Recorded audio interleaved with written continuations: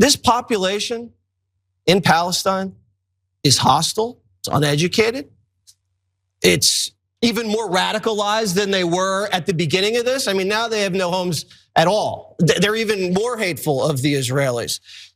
And their birth rate is explosive. The average Palestinian woman has 5.5 babies. The average Israeli woman has only 2.5 babies. So demographically, they're a threat, not to mention the national security threat. There is no way you can have these two peoples living side by side. Yeah, so again, I don't like them, okay? For some reason, they're less educated than Israelis.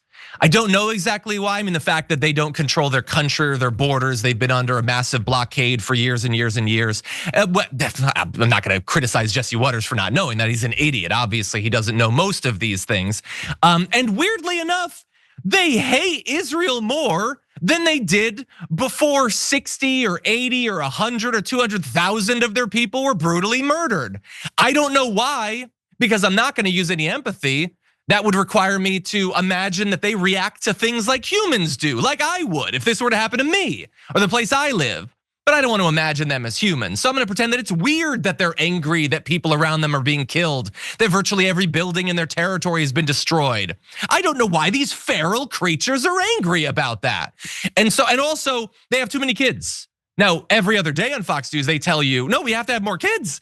Populations are going down. But that's for the good white people. Good white people should have more kids. These animals are having too many. So they're a demographic threat. They're having more kids than the rich white man says they should. So obviously they shouldn't be allowed to remain on the territory that they own.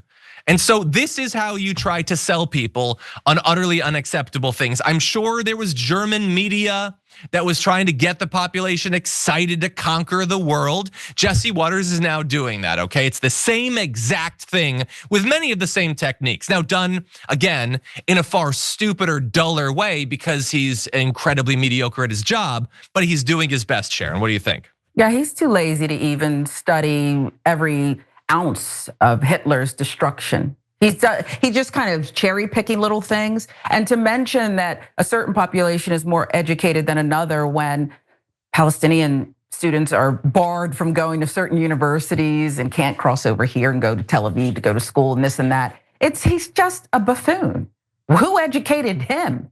Because he needs to go back and try it again, do redo on that. It's just pathetic and gross that this is actually the playbook. It's the exact Nazi playbook. Everything is the same. And yet here we are in 2025 and no one's sounding that alarm because you mentioned, the networks and the licenses and he'll come after us and let's just get through it, guys. Let's just get through the next 4 years. We shouldn't say anything.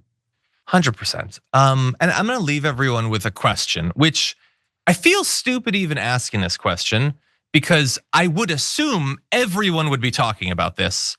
I haven't seen people talk about this, so I don't know what's going on.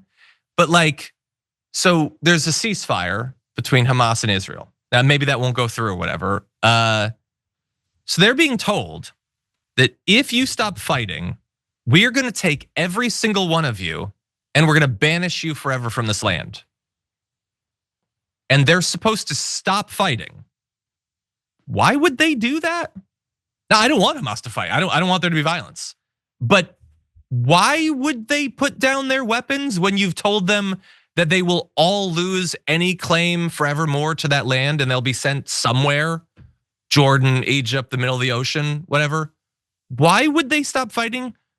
I literally have not seen anyone in the mainstream media ask that question. And I feel like that's the only question worth asking if we go forward with this. So I don't know. I don't know if I'm crazy or if the media is crazy. I feel like it's one of the two.